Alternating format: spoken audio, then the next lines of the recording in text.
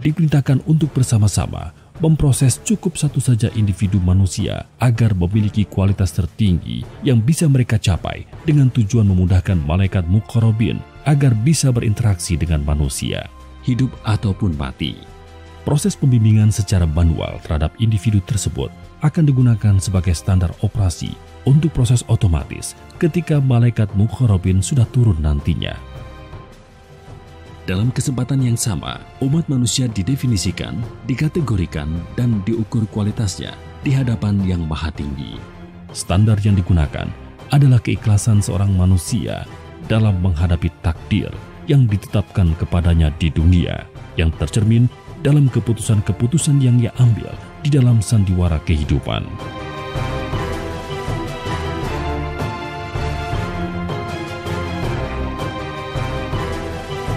Semakin tinggi kualitas keimanan manusia di hadapan Yang Maha Esa, semakin banyak dan berkualitas malaikat muqarrabin yang diutus untuk membimbingnya.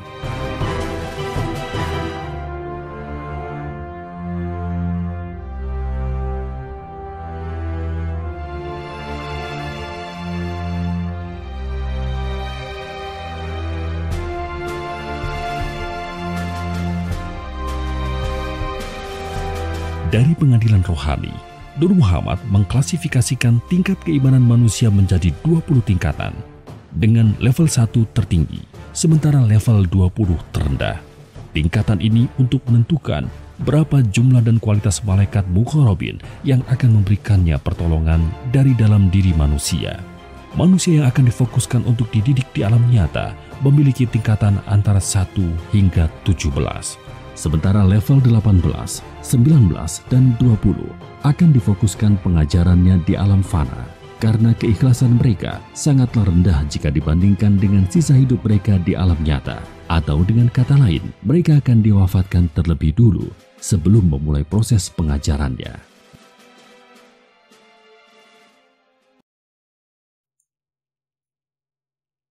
Salam Bu Ririn.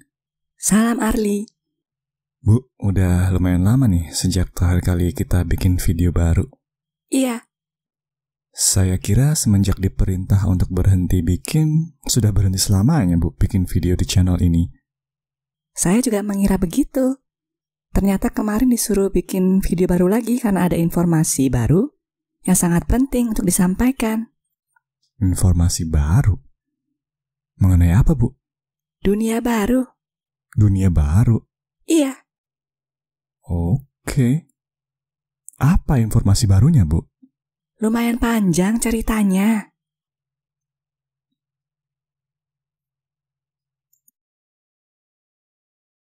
Sebelumnya kita sudah sering membahas tentang tatanan dunia baru kan ya? Sering sekali, Bu. Paling terakhir di episode sebelumnya malah.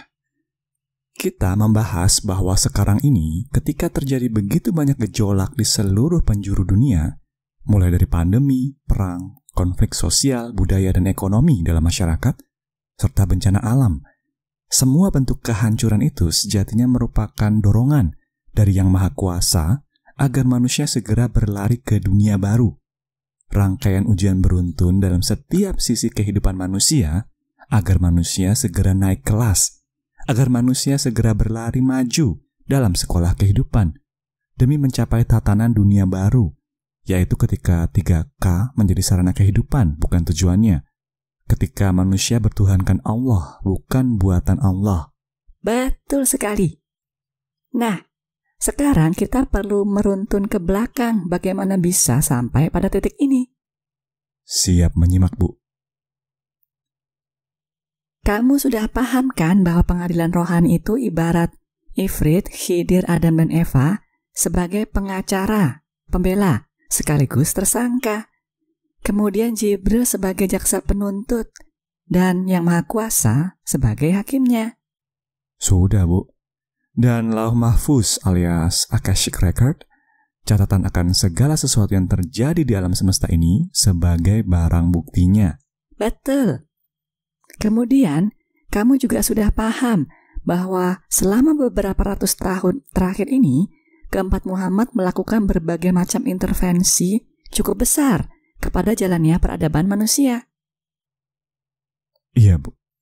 Yang paling utama, Khidir dan Ifrit mengambil kembali ilmu kesaktian, sementara Adam dan Eva memajukan ilmu kekuasaan, atau yang biasa kita kenal sebagai science and technology. Betul. Nah, pertanyaannya sekarang adalah, apakah hanya itu yang mereka lakukan? Apakah hanya memajukan ilmu kekuasaan dan menyerap kembali ilmu kesaktian, hal yang dilakukan oleh keempat Muhammad? Kalau boleh tebak-tebak, nggak mungkin juga cuma itu yang mereka lakukan, Bu. Pasti ada hal-hal lain yang mereka lakukan lah dalam hubungannya dengan pengadilan rohani ini. Betul sekali. Hal itu juga nggak bakalan pernah tahu kita semuanya, dan nggak penting juga kita bahas. Lah, terus? Permasalahannya adalah, ternyata ada hal-hal yang keempat Muhammad pilih untuk lakukan berkenaan dengan pengadilan rohani ini yang sebenarnya tidak mendapatkan persetujuan dari Jibril, yang sebenarnya justru menghambat tercapainya tujuan utama pengadilan rohani. Oh, jadi hal ini yang mau kita bahas sekarang, aib atau kesalahan lain dari keempat Muhammad yang berhubungan dengan dunia baru. Bisa dibilang begitu. Oke. Apa, Bu, yang mereka lakukan?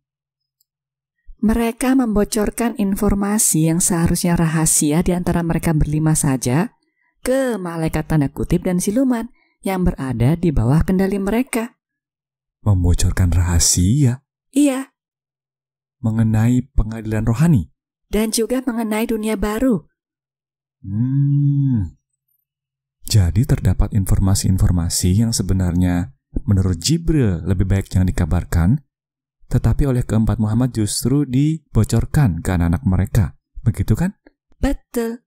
Begini ceritanya.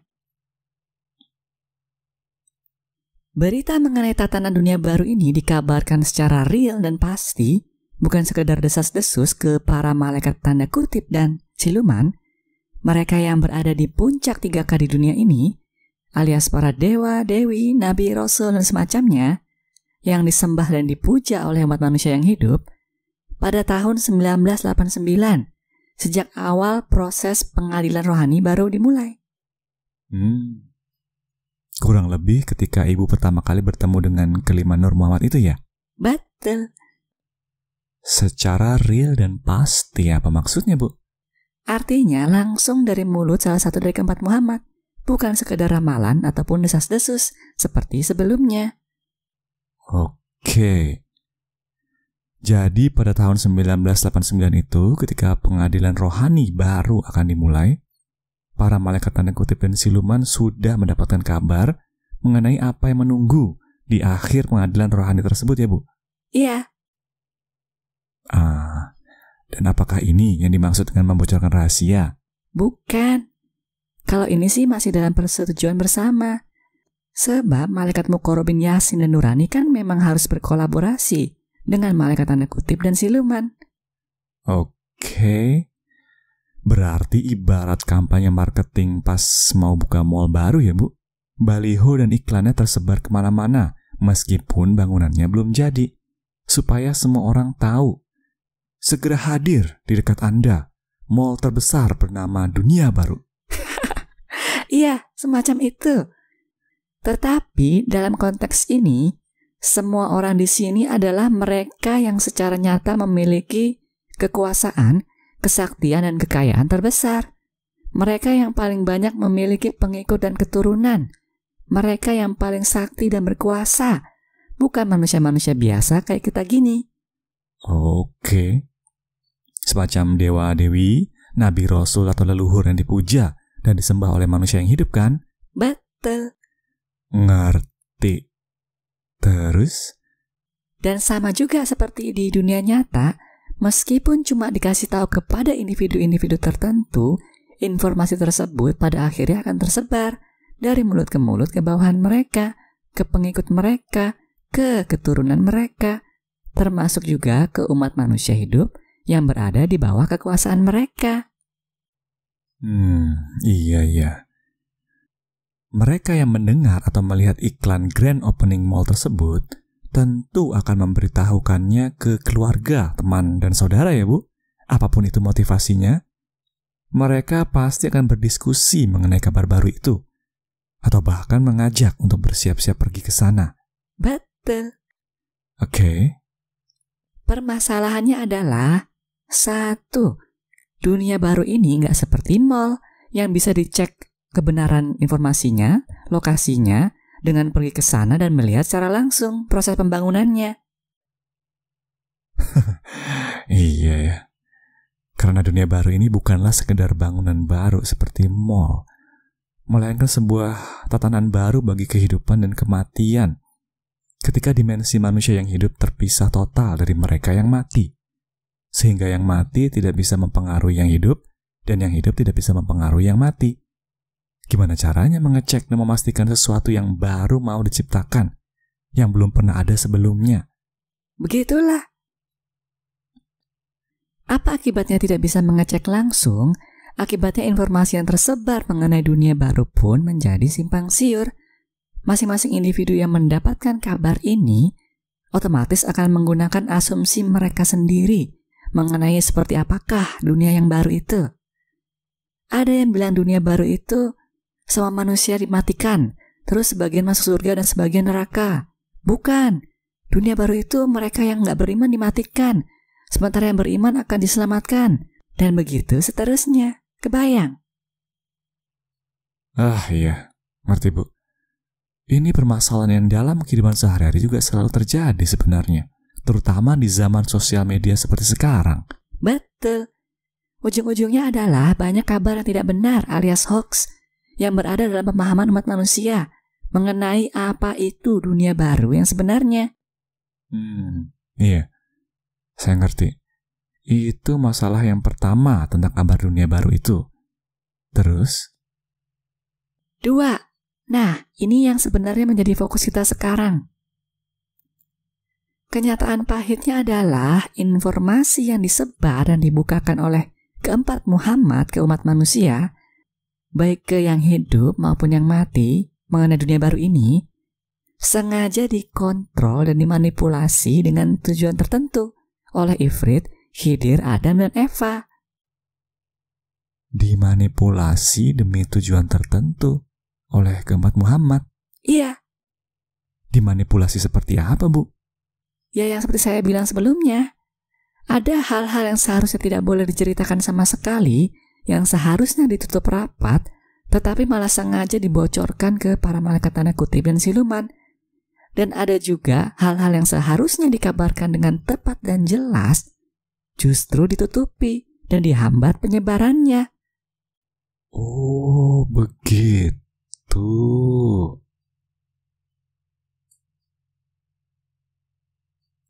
Kamu bisa tebak nggak apa tujuannya? Tujuan? Oh, maksud Ibu adalah mengapa informasi mengenai dunia baru yang Jibril pengen dirahasiakan justru sengaja dibocorkan oleh keempat Muhammad, dan sebaliknya, informasi yang akurat justru ditutupi. Iya, kenapa coba? Kenapa ya? Oh, saya tahu, Bu. Karena memang sedang ada pengadilan rohani, kan?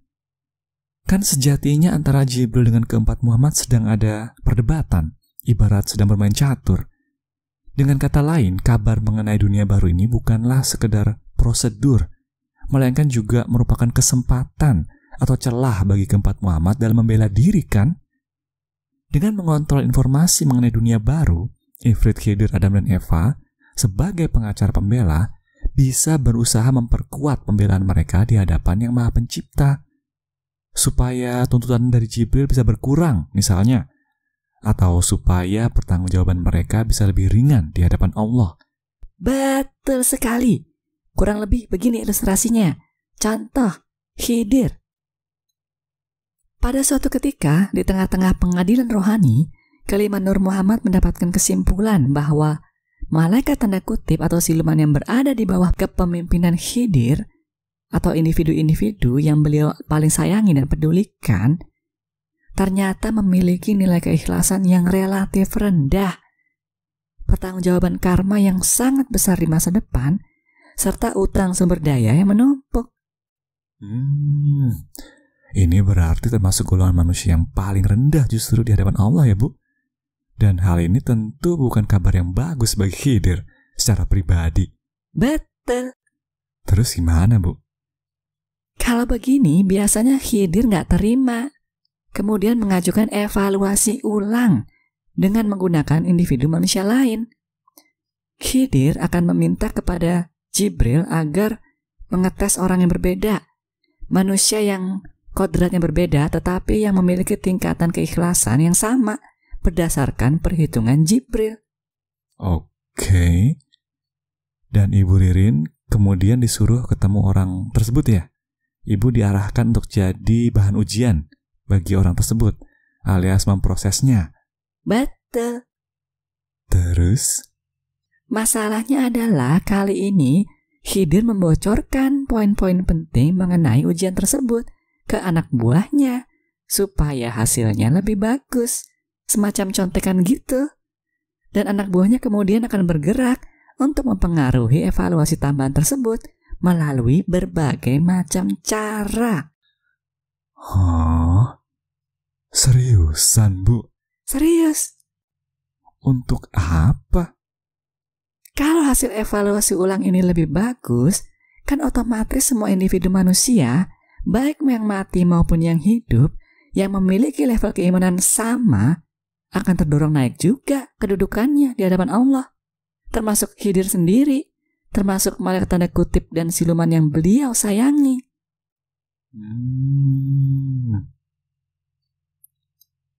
Kita, umat manusia beserta keempat Muhammad, Ifrit, Khidir, Adam, dan Eva, ibarat seseorang yang sedang terjebak di dalam sumur.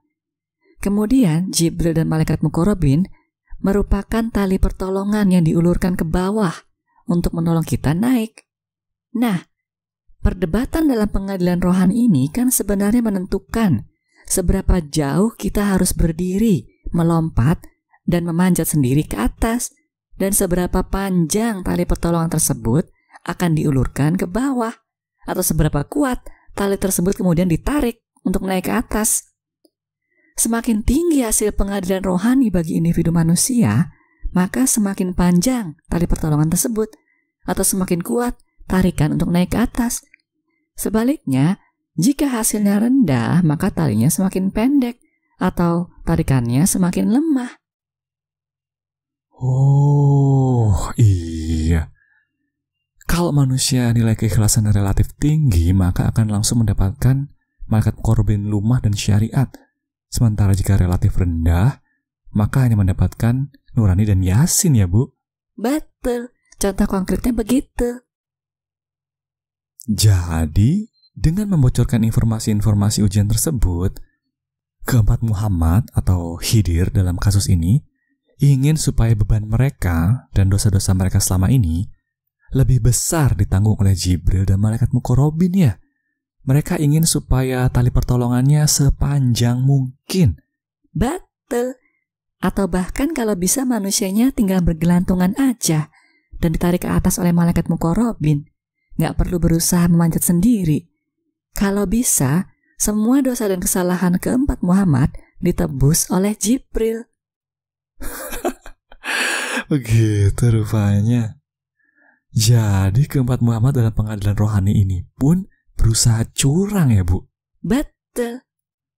Terus Jibrilnya gimana? Tahu nggak beliau bahwa keempat saudaranya curang? Tahu lah. Dan apa yang dilakukan oleh Jibril mengenai hal ini? Nggak ada. Selama 32 tahun di sepanjang proses pengadilan rohani, beliau Jibril hanya diam saja. Sepanjang pengadilan rohani, tetapi sekarang kan udah selesai. Jangan-jangan sekarang ada ya, Bu, tindakan dari Jibril mengenai hal ini? Iya, ada. Tapi nanti itu kita bicarakan. Sampai sini udah paham belum? Udah, Bu.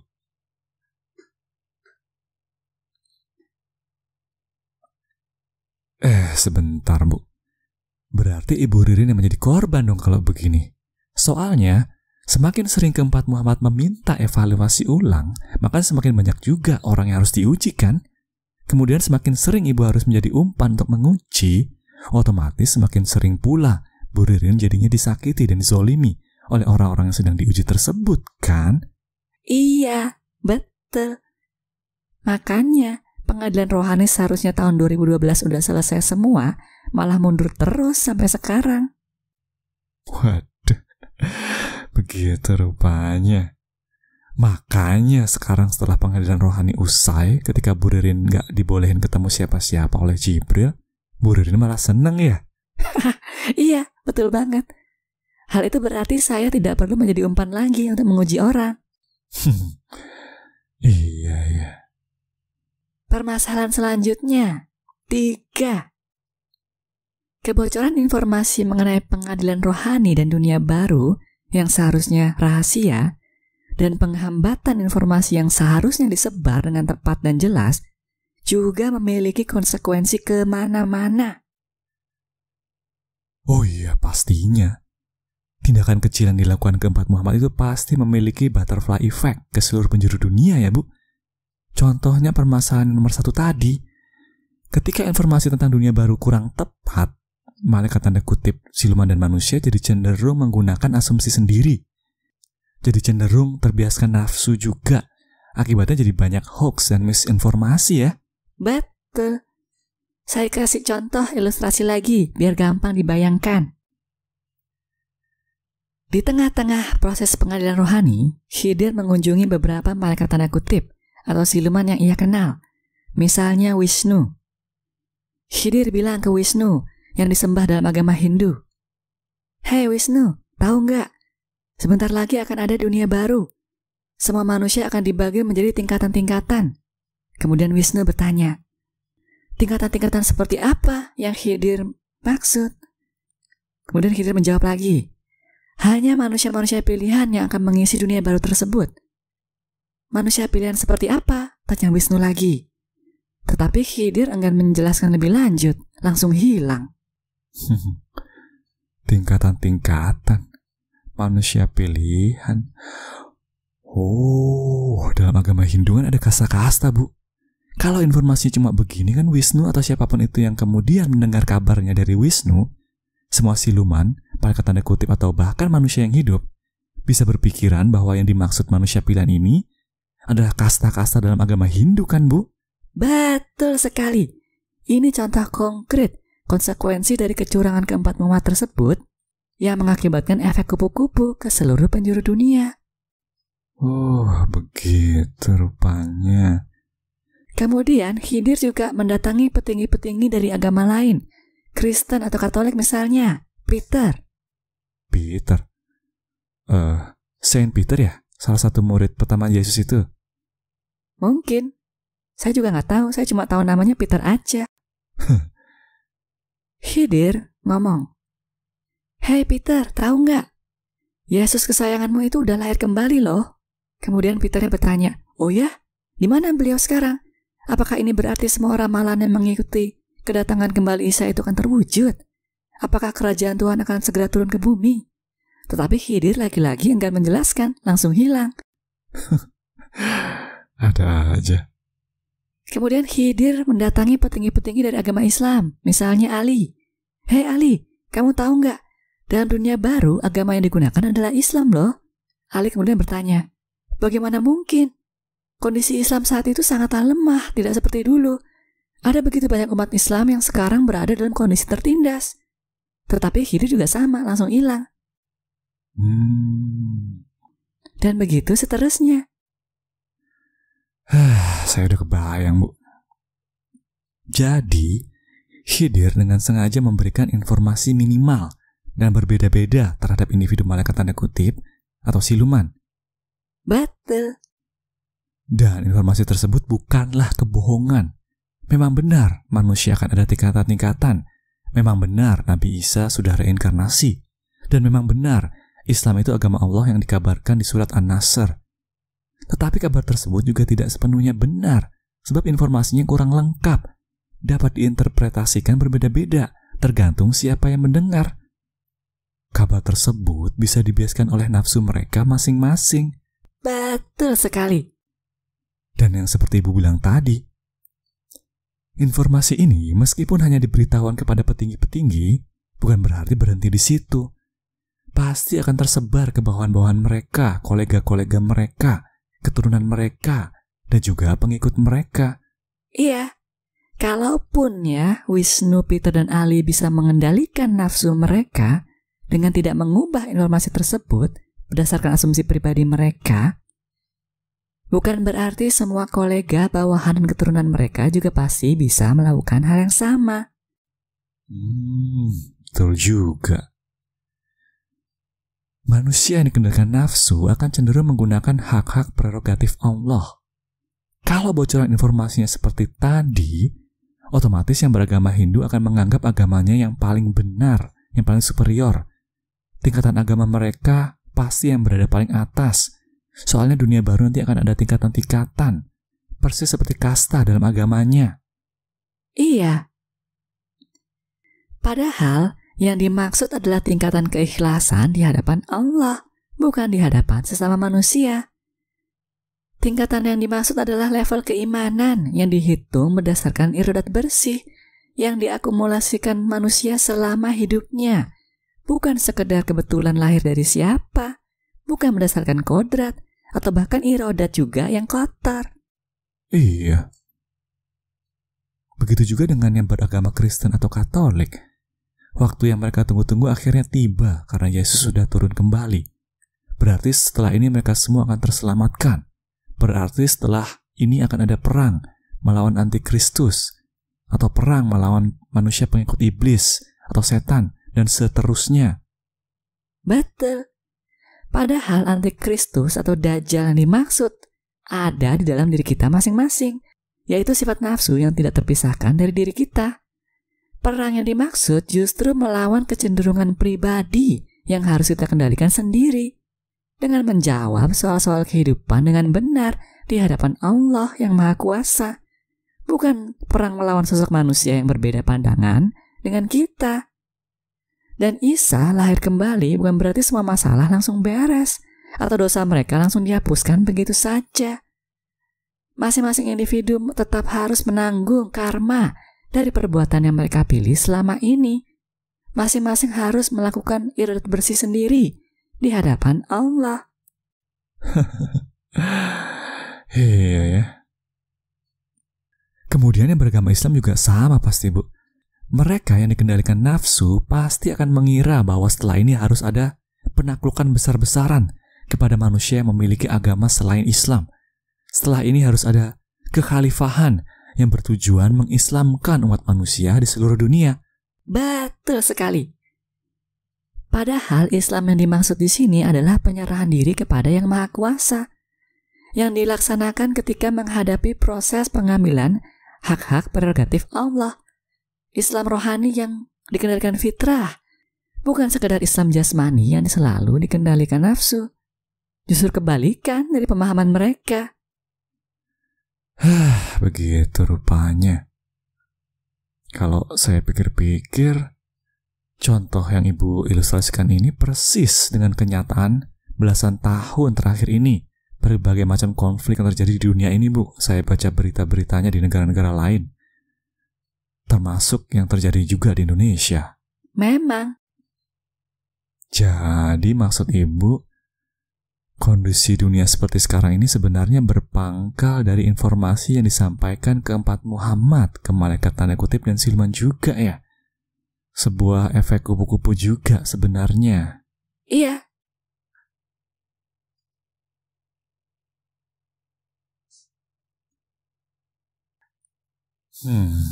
Tetapi mengapa Khidir, Ifrit, Adam, dan Eva melakukan hal ini, Bu? Pasti para beliau tahu dong akibatnya gimana kalau membocorkan rahasia dan menutupi informasi yang benar justru. Entahlah. Saya juga nggak tahu sepenuhnya apa yang sebenarnya terjadi di antara Jibril, Ifrit, Khidir, Adam, serta Eva. Saya tidak tahu ada perjanjian atau permasalahan apa di antara mereka selain yang mereka kasih tahu ke saya. Yang jelas ya, tadi bahwa Khidir, Ifrit, Adam, dan Eva itu masing-masing memang ingin mencurangi sistem pengadilan rohani. Ini saya tahu karena saya memang mengalami sendiri efeknya selama 32 tahun ini. Iya. Dan saya juga tahu bahwa mereka memang berusaha melemparkan tanggung jawab akan perbuatan mereka selama ini sebesar mungkin ke Jibril dan malaikat Muqarrabin. Kalau ini saya tahu karena memang dulu Khidir pernah bilang sendiri ke saya. Bilang apa, Bu? Bahwa semua dosa umat manusia, termasuk mereka berempat, akan ditebus oleh Jibril. Wih. Dulu banget, waktu pertama-tama, waktu saya masih bodoh. Saya waktu itu belum mengerti apa implikasinya, tapi saya masih ingat selalu. Oke, Bu. Saya udah cukup paham bahwa keempat Muhammad membocorkan informasi rahasia supaya bisa dapat nilai lebih tinggi. Tetapi mengapa perlu membatasi informasi yang akurat justru ke umat manusia, Bu? Apa untungnya bagi mereka? Oh, rupanya kamu belum paham ya? Paham apaan? Semua informasi yang ada di channel ini dari awal hingga akhir, dari video pertama hingga yang terakhir, bukanlah sebuah ketetapan yang ada sejak awal. Informasi-informasi semacam perhitungan kodrat dan irodat bersih dan kotor, piramida terbalik, 3 hukum keadilan Allah, dan yang lainnya yang sudah kita bahas di channel ini, semua itu justru merupakan hasil dari pengadilan rohani. Jadi, di tengah-tengah proses pengadilan rohani di zaman segitu, sebelum ada channel ini, semua peraturan tersebut memang belum final, masih bisa diperdebatkan, masih bisa digeser, belum tetap, masih berupa rancangan undang-undang, belum menjadi undang-undang beneran. Dengan kata lain, kalau kamu tanya mengapa keempat Muhammad gak segera menyampaikan informasi yang seakurat mungkin tentang rancangan undang-undang yang dibuat Jibril itu sejak awal ke malaikat tanda kutip dan siluman, jawabannya adalah 1. Karena mereka masih mengharapkan dapat mengubah semua rancangan undang-undang tersebut lewat anak-anak mereka, atau minimal mempersiapkan celah-celah yang bisa dimanfaatkan di masa depan. Ibarat bermain catur melawan Jibril, malaikat tanda kutip dan siluman semacam Wisnu, Peter, dan Ali tadi merupakan bidak-bidak mereka. Mengapa menggunakan bidak? Sebab mereka tidak mau terlalu terang-terangan curang, takut Jibrilnya langsung marah dan kembali lagi ke alam rohani, meninggalkan kita semua di sini. Kalau udah begitu kan gawat, kita semua selamanya akan berada di dalam sumur. Begitu rupanya. 2. Karena kabar kebenaran sesungguhnya tanpa ada filter tentang pengadilan rohani dan dunia baru merupakan kabar yang sangat buruk bagi hampir seluruh malaikat tanda kutip dan siluman, dan sangat bertentangan dengan segala ajaran kebaikan yang selama ini mereka dorong dan paksa untuk terapkan dari awal zaman hingga akhir zaman. Mereka tidak maulah menjadi pihak yang mengabarkan kenyataan pahit ini ke anak-anak mereka. Mau ditaruh di mana muka mereka? Kasarnya gitu.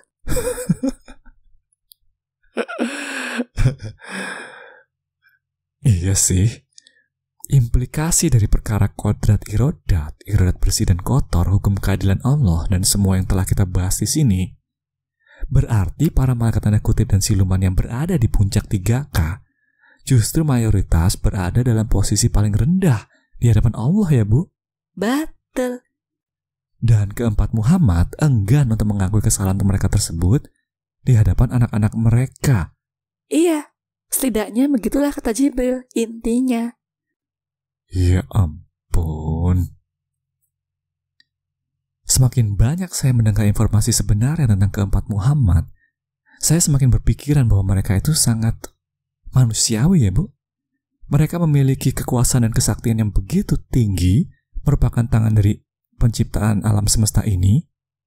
Tetapi di sisi lain banyak juga hal-hal yang menjadi kelemahan mereka yang biasa saya temui dalam diri saya sendiri dan orang-orang di sekitar saya, tidak peduli statusnya.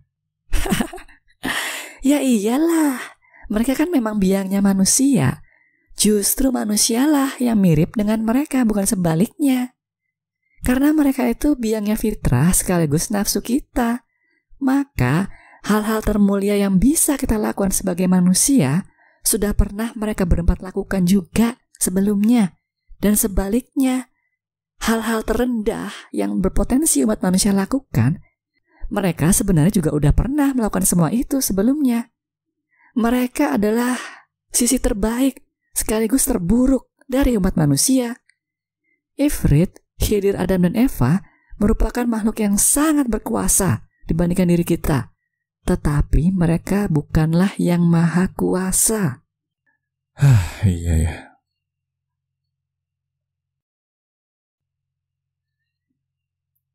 Oke, ngerti sampai sini, Bu. Pertanyaan selanjutnya adalah, mengapa kok Jibril diam aja melihat keempat saudaranya melakukan hal ini, Bu? Jibril tahu kan sebenarnya kalau keempat Muhammadnya berusaha curang?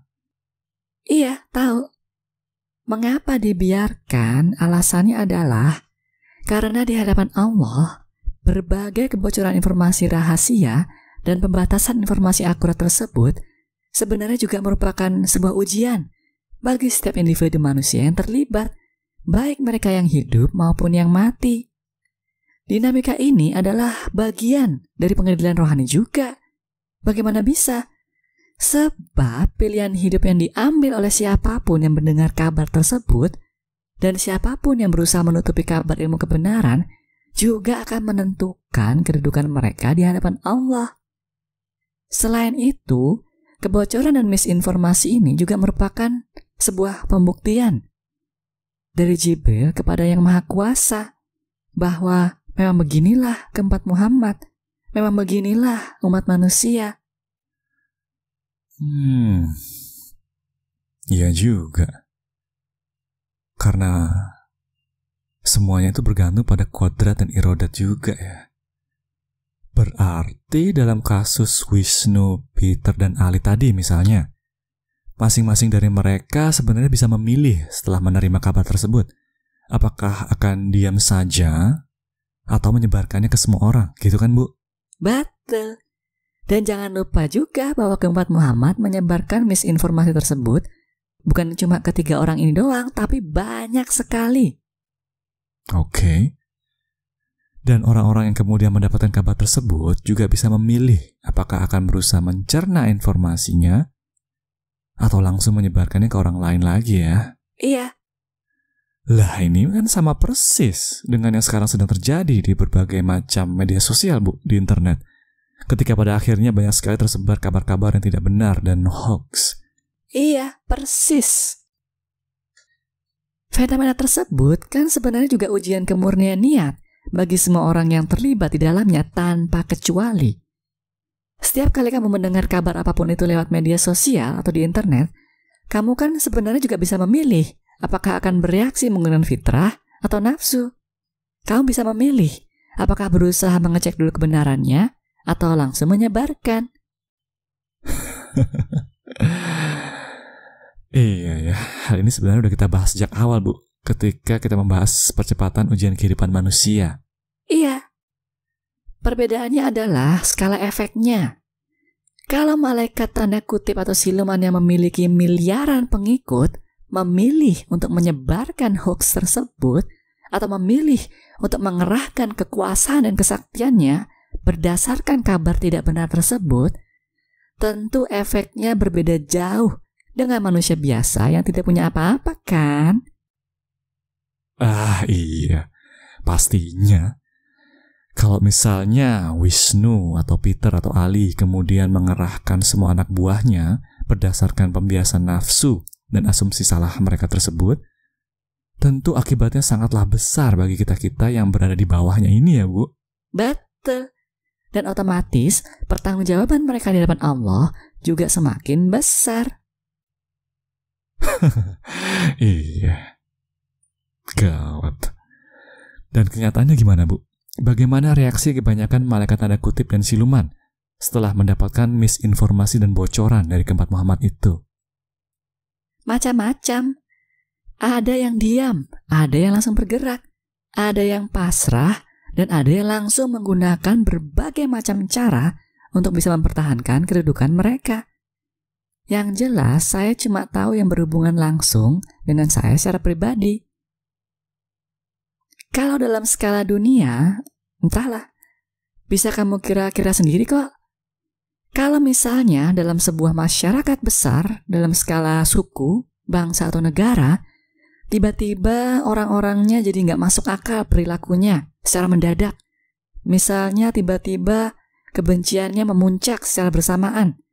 Tiba-tiba seperti orang bodoh secara bersamaan mendadak.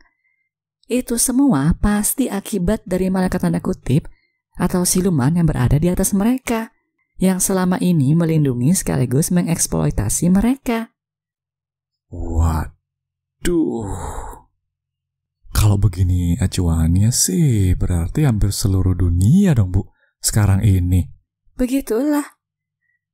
Seperti yang kita bahas di episode sebelum-sebelumnya.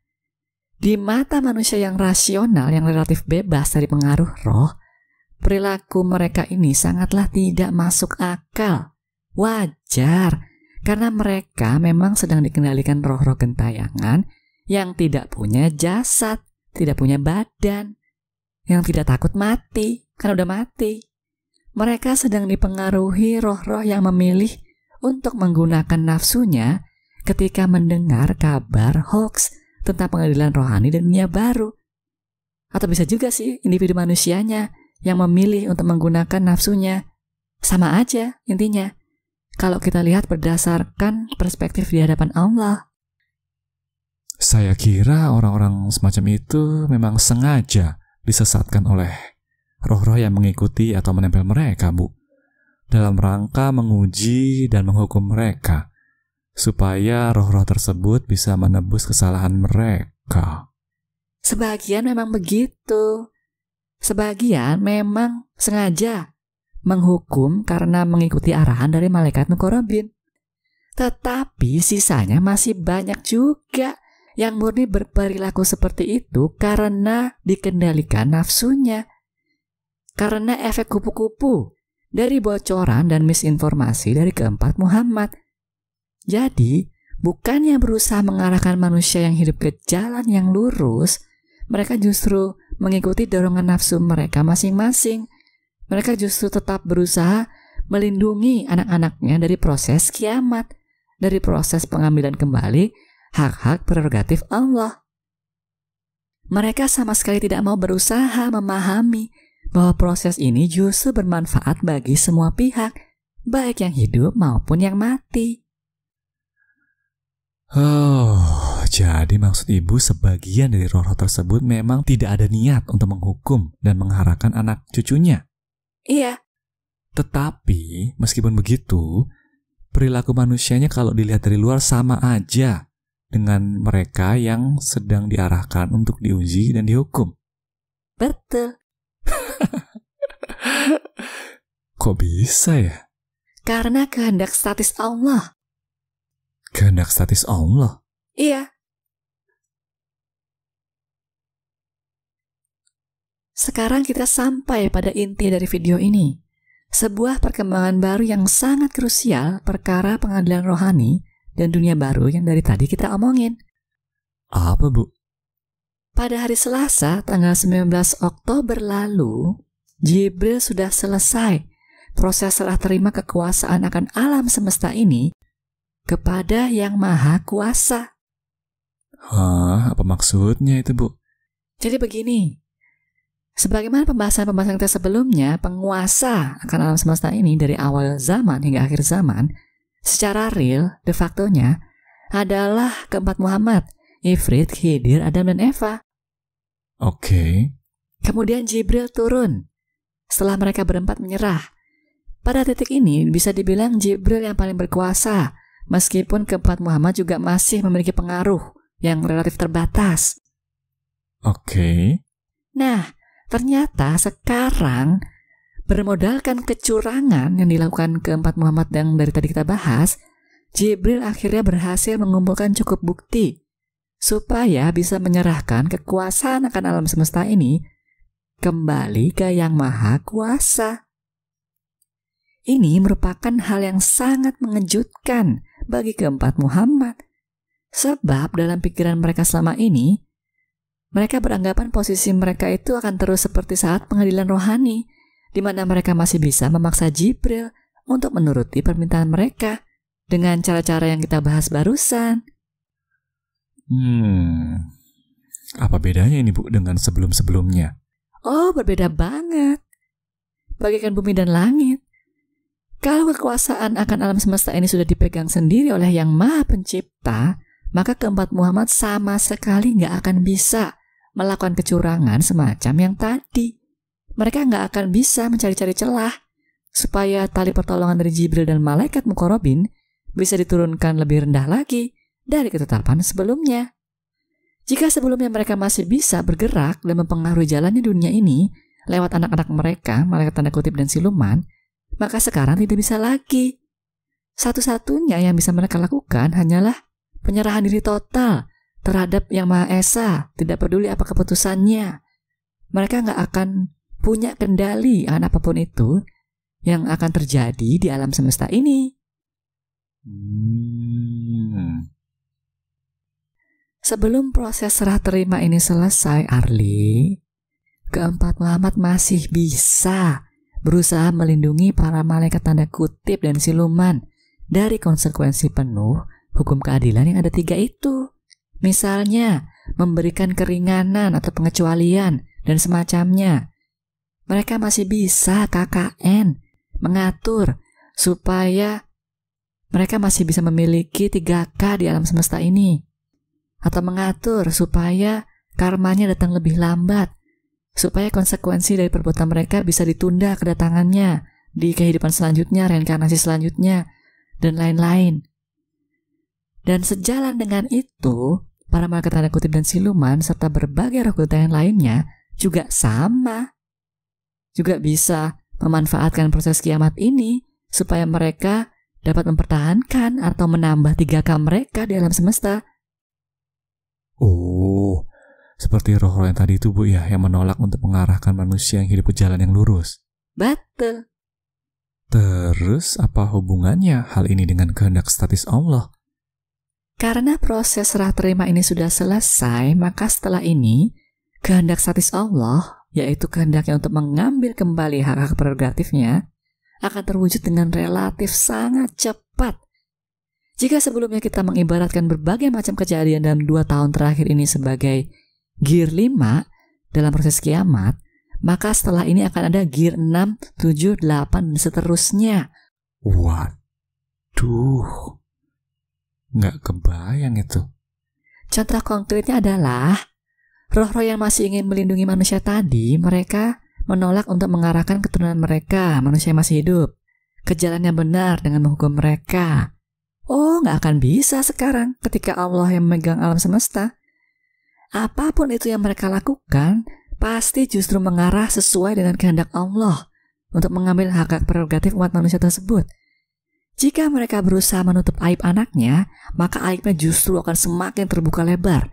Jika mereka berusaha melindungi manusia, manusia tersebut justru akan celaka. Begitu seterusnya. Oh, pantes. Makanya manusia yang sengaja diarahkan untuk diuji dan dihukum hampir tidak ada bedanya dengan mereka yang benar-benar sedang dilindungi oleh gentayangan-gentayangan nenek moyangnya, ya, Bu? Betul. Mengapa? Karena sekarang tidak ada lagi celah yang dibuka oleh keempat Muhammad buat mereka. Karena mereka sekarang benar-benar lagi ngelawan kehendak statis Allah. Mana bisa menang? Begitu rupanya. Makanya, sekali lagi saya tekankan, seluruh manusia dimanapun berada, apapun agamanya, akan diproses untuk diambil kembali hak-hak prerogatif Allah yang selama ini telah kita gunakan, yaitu rasa aku, rasa suci, dan rasa minta puji. Jika kita mau sadar akan kenyataan ini, kita bisa menyerahkan hak-hak tersebut dengan sukarela lewat berbagai macam tindakan. Tetapi kalau kita tidak sadar, kalau kita ngotot tetap mempertahankan hak-hak Allah itu, maka semua itu akan diambil secara paksa, entah gimana caranya. Bisa lewat siapapun, apapun, kapanpun. Proses ini merupakan wujud maha penyayang Allah agar manusia mampu bertauhid dengan benar dan mampu menjadikan fitrah sebagai pemimpin di dalam diri kita masing-masing, agar kita bisa benar-benar bertuhankan Allah, bukan buatan Allah. Oke, ngerti, Bu, sampai sini. Nah, Oleh karena itulah pertanyaan selanjutnya adalah, bagaimana cara kita menghadapi kenyataan ini? Oh iya Bu, gimana itu? Itu nanti kita bahas di beberapa episode selanjutnya. Kepanjangan kalau sekarang. Oke Bu. Yang jelas kesimpulan singkatnya adalah, seluruh pengadilan rohani ini mulai dari penentuan standar level keimanan, berbagai macam evaluasi ulang, dan juga dinamika antara Nur versus Muhammad, bisa dibilang merupakan proses serah terima kekuasaan akan alam semesta dari yang sangat berkuasa, yaitu Nur Muhammad itu, ke yang maha kuasa, yaitu Allah. Oke Bu. Berarti sekarang kita tutup dulu sampai sini ya? Iya. Terima kasih atas penjelasannya Bu Ririn. Sama-sama Arli.